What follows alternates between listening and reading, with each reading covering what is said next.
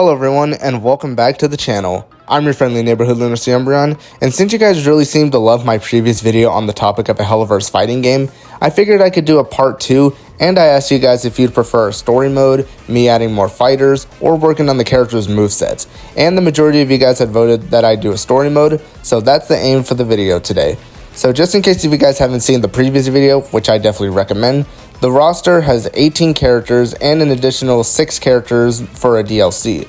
The main roster consists of Charlie, Vaggie, Alistair, Husk, Angel Dust, Nifty, Lucifer, Vox, Carmilla, Blitz, Moxie, Millie, Luna, Stolas, Fizzarali, Andrea, Striker, and Osmodius.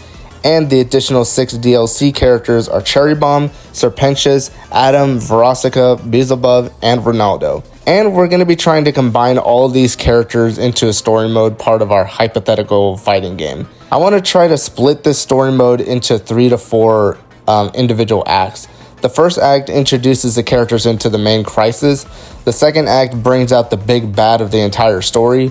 The third act, where the characters are drawn into this entire mess and try to get themselves out and form rivalries and friendships with different characters from both shows. And the final act, where all the characters come together to try to bring down the big bad, with maybe even more than one ending. And I've also decided to add little cameos with characters that aren't a part of this roster just to make things a little bit more interesting. And to make things a little less complicated, we're just going to assume that the events of this game just play out in an alternate universe similar to Invincible Versus. Okay? Okay. So now with all that out of the way, let's get into the story mode, starting with Act 1.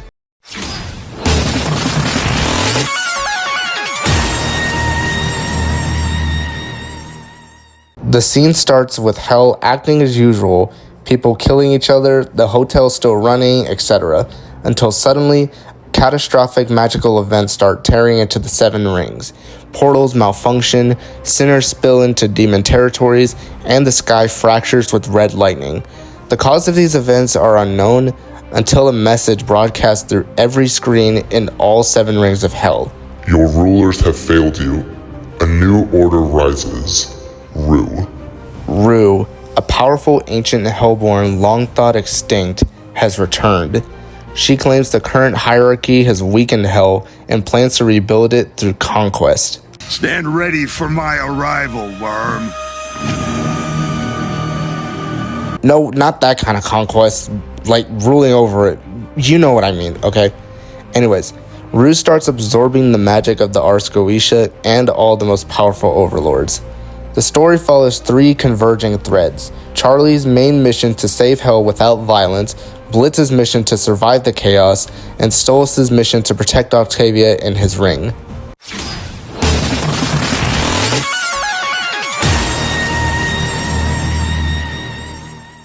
The Pride Ring is the first to destabilize. Charlie and the gang try to evacuate sinners while Vaggie fights off invading shock troops empowered by Rue's magic, while some overlords like Vox, Carmilla, and Alistair each investigate this magical surge. Vox wants to weaponize Rue's magic and capitalize on it. Carmilla just wants to simply protect her daughters, and Alistair is intrigued by Rue's ancient power. Blitz, Moxie, Millie, and Luna get caught in a dimensional collapse while on the job. Striker joins Rue's cause and fights against Blitz, while Moxie and Millie help other demons evacuate, and Luna fends off corrupted hellhounds. Stolas discovers Rue's magic is older than the Goetia themselves and predates any of them. Andrea and Stella are convinced by Rue to dethrone Stolas and even try to seize the moment, while Andrea converts to being one of Rue's champions, leading to being a mini-boss fight between Andrea and Stolas. Stolas fends off against Rue's herd of corrupted demons, and there's even a little cameo with Octavia. And that ends Act 1.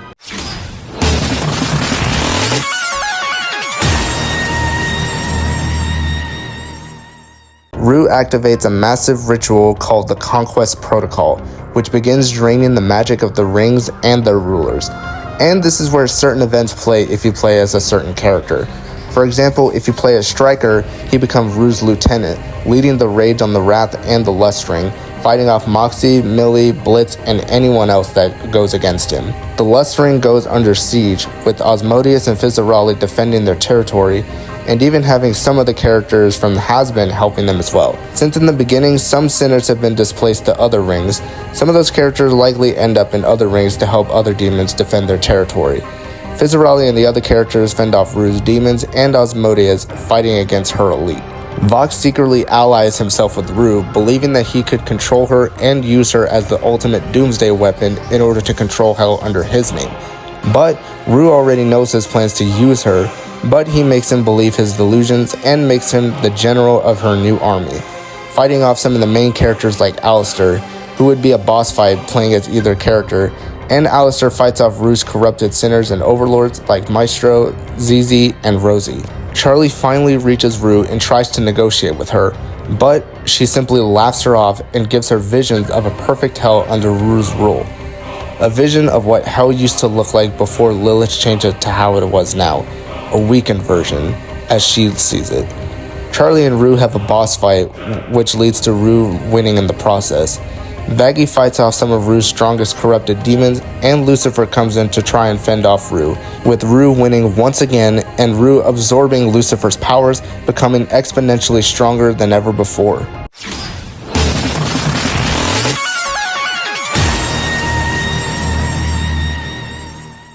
Charlie, IMP, Stolas, Alistair, and Asmodeus form an uneasy alliance with each other. Charlie is more than thrilled with allying herself with other demons, but Alistair is very grumpy and reluctant to this, leading to Blitz and Alistair having a little fight, but Vox breaks in, starting another boss fight with Stolas, fighting against a more powerful Vox, and the rest of the gang fends off against Rue's corrupted demons. Rue finally reveals her true plan and her endgame. She intends to merge all 7 rings into one battlefield and crown herself as the sole ruler of Hell. Now that her army is growing stronger with the more demons being corrupted, with Vox being her general, Andrea being one of her champions, and Stryker as her lieutenant, and also absorbing Lucifer's power in the process. She believes that Hell, ever since Lilith empowered Hell with music, has grown soft under its new rulers like Lucifer and the Goetias. Now each character gets a climactic fight on Rue's warfront. Every single character is fighting in an all-out war.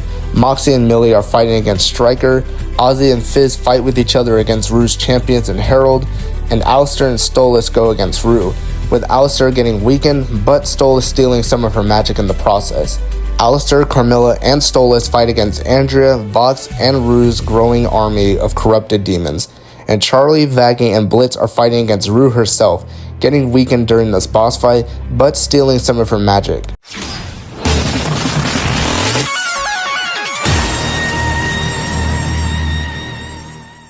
In the final act, Rue gains so much power that she becomes a towering, multi-phase monster infused with the stolen magic of Lucifer, the Goetia, the 7 sins, most or all overlords, and even the 7 rings themselves. And the final fight includes Charlie against Phase 1 Rue, Blitz versus Phase 2 Rue, Stolas versus Phase 3 Rue, and lastly, the player choice character against the final phase of Rue. Now, for the ending of the story mode, I've had some time to think on if I should give the same ending for every single character, or if I should get creative and give each character their own ending. And in the end, I've decided to take the route of giving each character an ending, and with each ending just depending on who you're playing as, whether it's a good or a bad ending. So let's quickly go over each character. Charlie wins! If you beat Rue as Charlie, she purifies Rue's magic, restoring the rings and proving that redemption is possible even for ancient monsters. Vaggie wins! If you beat the game as Vaggie, she destroys Rue permanently, becoming Charlie's protector and Hell's unofficial guardian. Alistair wins! If you beat the game as Alistair, he steals Rue's power for himself and becomes the new apex predator of Hell and the most powerful being in all of Hell, making it his own personal playground. Wins! If you beat the game as Husk, he uses Rue's power to erase his gambling curse and becomes free for the first time in years. Angel Dust wins! If you beat the game as Angel Dust, he uses the power to destroy the V's empire and his contract with Valentino. Lifty wins! If you beat the game as Nifty, she becomes Rue's successor, but turns Hell into a hyper-organized nightmare.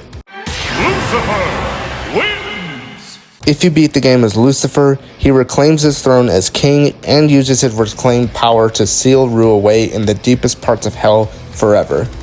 Vox wins. If you beat the game as Vox, he destroys Rue and absorbs her power and becomes the digital god he always envisioned himself to become. Carmilla wins. If you beat the game as Carmilla, she uses Rue's power to unify the overlords under her rule, making her the queen of all overlords. Blitz wins. If you beat the game as Blitz, he accidentally becomes Hell's most feared imp, and he hates every single second of it. Moxie wins. Millie wins. If you beat the game as Moxie or Millie, they both become legendary warriors and the heroes of the Wrath Ring. Yeah, I've decided to just basically combine the two in just having one ending. Luna wins. If you beat the game as Luna, she gains control over Hellhound packs and becomes the queen of all Hellhounds. Stolas wins. If you beat the game as Stolas, he restores the Goetia powers and protects Octavia from future threats. Mezzaroli wins. If you play as Fizzaroli, he becomes a magical superstar adored across all 7 rings of Hell. Andrea wins. If you beat the game as Andrea, he steals Rue's magic and becomes a tyrannical ruler, controlling all 7 rings of Hell with an iron fist. Striker wins.